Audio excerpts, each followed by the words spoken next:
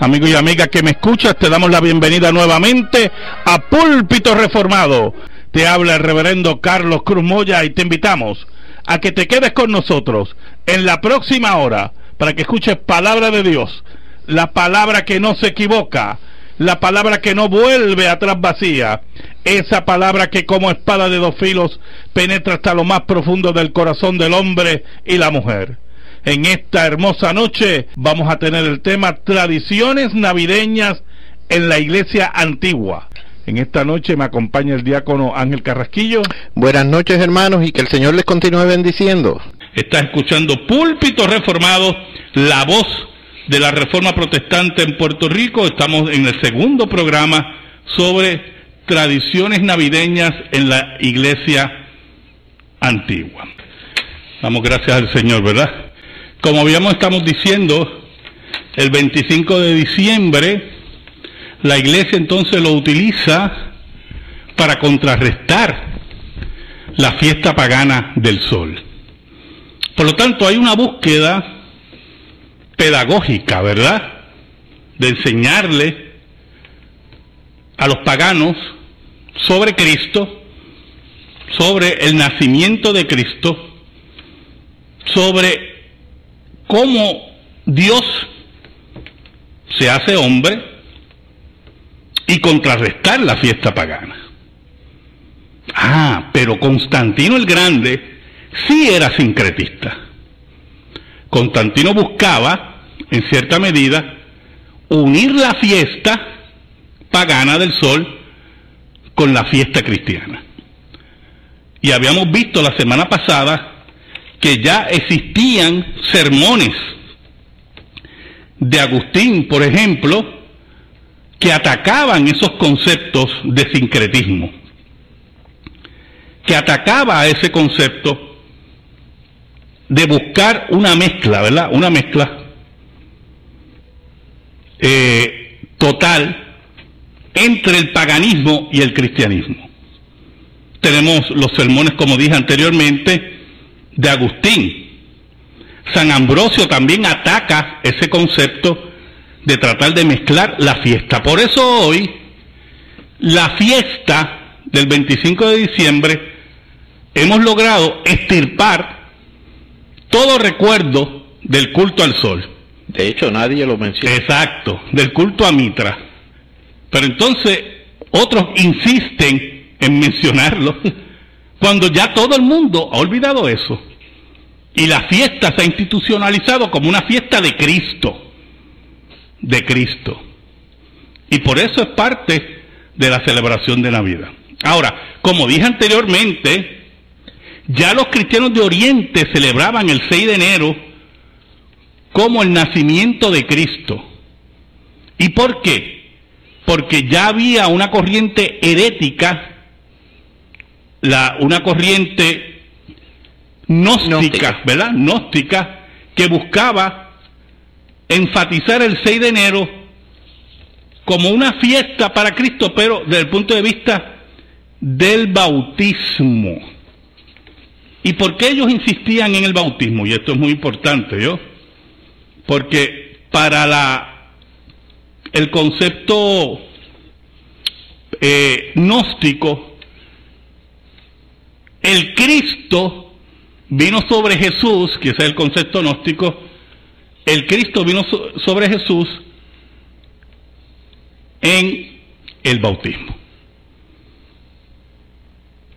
Entonces, por eso se llama epifanía, ¿verdad? Que se muestra, se revela. Y para ellos la revelación, la manifestación divina, solamente ocurrió en el bautismo.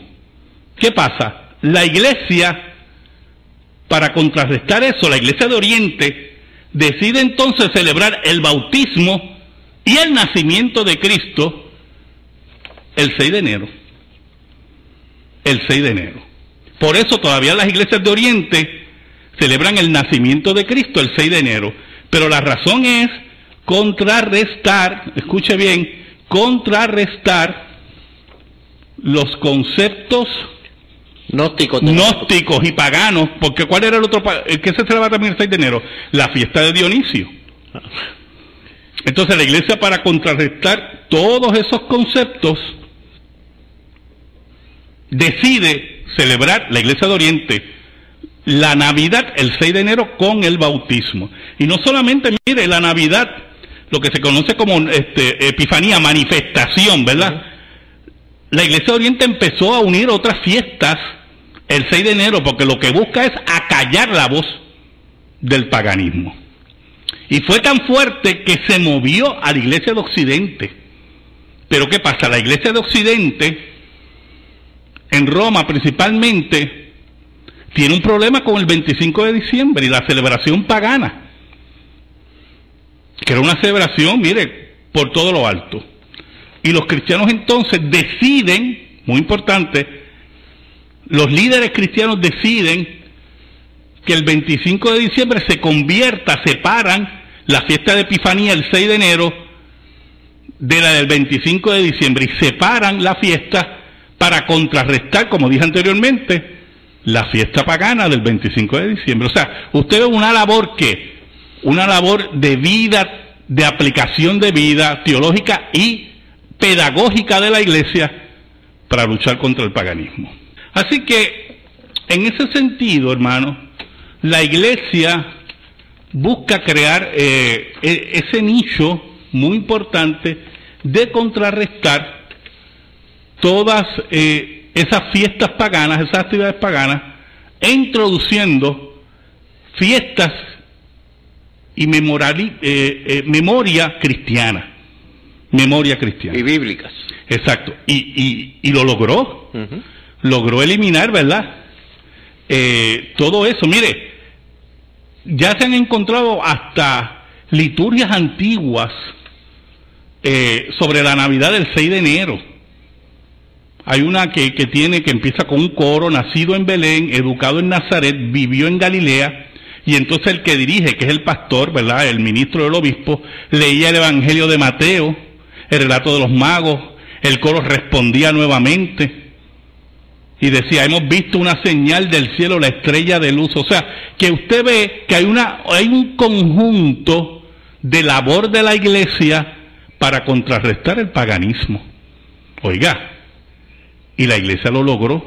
La iglesia logró vencer el paganismo. Y en ese sentido, la Navidad tiene una importancia vital. Es importante que veamos por qué no podemos dejarle ese espacio al ateísmo y al paganismo. Y tampoco caer en las mentiras de que el 25 de diciembre nació Nimrod, cuando eso ya fue descartado, que eso no tiene ninguna base histórica, ¿verdad? Eso no era bíblica. Exacto. Y no sé de dónde la gente... Bueno, pero como habíamos visto la semana pasada, esas mentiras venían del libro Babilonia, Misterio Religioso, que al mismo tiempo él copiaba de otro autor que ya se ha demostrado que no tiene ninguna base histórica. Por eso es importante las fuentes primarias que yo hablé la semana pasada, que se vayan a las fuentes primarias y no fuentes secundarias, porque las fuentes secundarias pueden estar llenas de prejuicio o tergiversación, ¿verdad?, histórica. Ahora, es importante que no olvidemos algo, hermano. Usted no está obligado a celebrar la Navidad. ¿Oyó? Lo que usted sí está obligado es decir la verdad. Y decir la verdad es lo que estamos planteando. Para la iglesia antigua era importante el nacimiento de Cristo. ¿Por qué? Porque en el nacimiento de Cristo se afirmaba la deidad de Cristo. Porque usted vive ahora, mire, en el siglo XXI, cuando se afirma la deidad de Cristo, y no hay ningún problema cuando usted dice: no, Cristo nació una virgen y era el Dios hombre. Con usted no hay ningún problema. Pero en aquellos siglos sí había problemas. Y los gnósticos negaban que Cristo se haya revelado. La revelación era la manifestación, la epifanía, que se hubiera revelado, mire, como Dios en el nacimiento. Y para contrarrestar eso, la iglesia tuvo que afirmar el nacimiento de Cristo como la manifestación de Dios en la tierra. Y usted está disfrutando los beneficios de gente que luchó siglos atrás, 1500 años atrás, para que usted creyera lo que cree hoy. Así que no es tan sencillito yo como despacharlo. No, que eso es pagano. No, perdóneme. Eso no es verdad. Tengo un hermano anónimo que no dijo su nombre, Carolina. Dice que si celebramos Navidad, ¿por qué no celebramos las fiestas que aparecen en Levítico 23? No celebramos las fiestas de las que aparecen en Levítico 23 porque la Biblia es clara que eso es sombras de lo que había de venir. La carta de Hebreos dice que todas esas fiestas y en Colosenses todo eso eran sombras de lo que había de venir. Así de sencillo es esto. Y que ya esas fiestas y todo cumplieron, ya tuvieron, ¿verdad? Su momento histórico y su momento bíblico. Eran promesas, ahora nosotros estamos en el cumplimiento. Y la iglesia, como el nuevo Israel, pues mire, celebra sus fiestas. Así de sencillo es esto. Y nada de esas fiestas nosotros tenemos que celebrar. Eso es claro en el Nuevo Testamento. Eso no hay que darle tanta vuelta. Eso es clarito en el Nuevo Testamento. No le juzgue por bebida, por luna buena, por fiesta, nada de eso. Sombras, dice, sombras de lo que había de venir. Entonces tengo una pregunta del hermano Jorge Vargas de Ponce, que él dice, no entiendo por qué habla del nacimiento cuando su muerte es lo que nos salvó. Bueno, si no nace no muere, yo hermano. Si no nace, no muere. Así de sencillo es esto.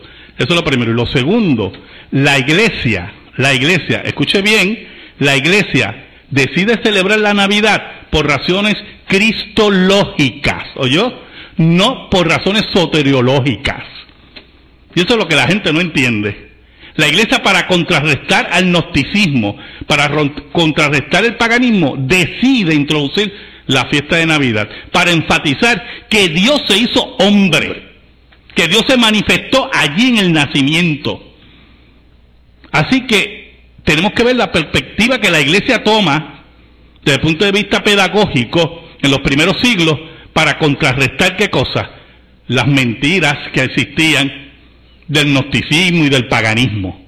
Por eso es el énfasis en el nacimiento, para decir que Dios se hizo hombre, oyó, en el vientre de María. Ese es el énfasis que estamos dando hoy. Pero mire, vamos con el árbol de Navidad, que tantos problemas emocionales le crean a algunos. Yo no veo la necesidad, pero es con el árbol de Navidad que tenemos las mayores acusaciones de paganismo. Mire, históricamente, cuando los primeros cristianos llegaron al norte de Europa, escuche, que esta es la historia, descubrieron que sus habitantes celebraban el nacimiento del dios Sol. Frey, el dios Sol al norte de Europa se llamaba Frey, adornando un árbol cerca de la fecha del 25 de diciembre. Y usted, bien, mira, ahí está el paganismo. Escuche, se dice que San Bonifacio, evangelizador de Alemania, cortó un árbol que representaba a una deidad pagana. O sea, lo que quiso es que contrarrestar y corta el árbol por completo. Y lo sustituye por un pino. O sea, primero destruye el árbol pagano y lo sustituye por un pino. Perdón. Entonces lo adornó con manzanas y velas. Las manzanas representando el pecado original y las velas la luz de Cristo. O sea que lo que busca es primero destruir el árbol y entonces sustituye con un pino, con una simbología. Sustituyendo el concepto, ¿no? Sí, exacto, sustituyendo el concepto. Pero oiga, hay otra historia, porque el árbol de Navidad se pierde. Hay otra historia que dice que fue Martín Lutero, que en una noche de invierno vio un árbol reflejando la luz de la luna y las estrellas y le recordó el nacimiento en Belén. Cuando llegó a su casa, mire cómo dice esta historia, cortó un pino y lo adornó como símbolo de la Navidad. Y como vemos, el árbol de Navidad se pierde entre leyendas e historias, si usted ve, ¿verdad? Lo que sí es totalmente irresponsable, pensar que el pasaje de Jeremías 10 del 1 al 5, que habla de un corte pagano de unos árboles, tenga que ver con el árbol de Navidad, hermano. Eso nada tiene que ver con el árbol de Navidad. Es un disparate, no hay ninguna correspondencia histórica de ninguna clase.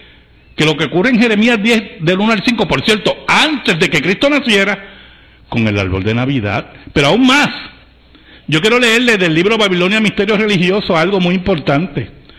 Muy importante, escuche bien. Número uno, el libro Babilonia Misterioso dice que había una fábula babilónica que decía que Semíramis, la madre de Tamuz, afirmaba que durante una noche un árbol verde se desarrolló de un tronco muerto. El tronco muerto supuestamente representaba a su esposo muerto, Nimrod, que ya se sabe que no es verdad esa historia, esa leyenda. Ella no era esposa de Nimrod, eso fue desmentido. Y el árbol de pino llegó a ser el símbolo de que Nimrod había revivido en la persona de Tamuz. Otra mentira. Eso nunca aparece en ninguna enciclopedia, en ningún estudio antiguo de Babilonia. Esto es mentira. ¿Oyó? Entonces, dice el autor que, por cierto, él ya ha desmentido esto también. Exacto. Ralph Woodrow ya desmentió este libro, pero se lo estoy leyendo por si las moscas, a alguien se le ocurre abrir este librito. Dice: la idea se propagó y se desarrolló tanto que muchas naciones tienen sus propias leyendas de árboles sagrados. Entre los druidas, los egipcios, los romanos, los cuales adornaban sus árboles con cerezas rojas durante la Saturnalia, los escandinavos y muchos más, y al igual que otros ritos paganos, fueron absorbidos por el cristianismo. Mire, hermano, eso no es verdad. Eso no es verdad. Y cuando añade, dice, asimismo, lo fue el uso del árbol de Navidad. El árbol de Navidad recapitula la idea del culto con sus bolas brillantes en símbolo del sol, lo cual no es verdad. Y todas las festividades del invierno pagano han sido incorporadas al día de Navidad. Mire, hermano, no hay base histórica para eso. Esto ha sido desmentido por completo. Y si fuéramos a aceptarlo, vamos a aceptar eso. Vamos a aceptar que la referencia que dice ahí es correcta, vamos. ¿Usted cree que alguien se acuerda? Vamos a aceptar que eso es verdad, vamos. Que cuando pone un árbol de Navidad en su casa, está pensando en Nimrod, en Tamuz, en la esposa. En la esposa. Mire, por favor, vamos a ser serios en esta discusión. Y si la historia de Martín Lutero es la correcta, que por cierto es muy antigua, muy antigua, y por cierto viene también de Alemania, porque la historia dice por ahí que el árbol de Navidad vino de Alemania. ¿Y usted se cree que porque usted pone un arbolito en su casa y lo adorna bien bonito y le pone un nacimiento abajo, usted está adorando a quién? Por favor, hermano. ¿Hasta dónde vamos a llegar en esto? Es importante, y lo dije la semana pasada, que tienen que haber correspondencias históricas para que usted relacione algo, un punto o un evento histórico con otro. Tiene que haber correspondencia histórica. Porque los taínos, nuestros indios, tienen una leyenda antiquísima sobre una inundación. ¿Me está escuchando? Y puede ser dos cosas. Mire qué interesante. O el diluvio del Génesis, puede ser, o puede ser inundaciones locales. Nosotros no estamos, ¿verdad? No tenemos, pero no hay una correspondencia histórica que nosotros podamos decir, es el diluvio del Génesis. Nosotros tenemos que ser serios en esta discusión. Y cuando hablamos del árbol de Navidad, decir que el árbol de Navidad es pagano, bueno, para usted será pagano. Ya yo puse uno en casa bien bonito, con luces y adorno, está bello. Está bello. Y nada ha pasado. ¿Ok? Y esto es así. Yo tengo un hermano aquí que me dice que en Ponce la alcaldesa gastó 25,000 en una fiesta para la Virgen de Guadalupe. Pues hermano, ese es el problema de Ponce. Que la Virgen de Guadalupe se ha identificado tanto con los ponceños que nadie protesta. Y usted está molesto y yo creo que usted tiene razón. Pero Ese es el problema aquí. Nosotros tenemos que estar claros que las tradiciones antiguas de Navidad de la Iglesia se levantaron para contrarrestar el gnosticismo y el paganismo. Que el árbol de Navidad nada tiene que ver con Tamuz, que Nimrod o Tamuz, el que sea, no nació el 25 de diciembre, otro disparate de ninguna base histórica, que porque usted ponga un árbol, que tampoco lo tiene que poner, volvemos a la otra discusión, pero si usted pone un árbol de Navidad en su casa, nada pasa, hermano. Usted quiere conmemorar la fecha del nacimiento de Cristo como manifestación, porque la Iglesia enfatizó el nacimiento de Cristo como manifestación del Dios encarnado. El énfasis era cristológico, hermanos. Cristológico.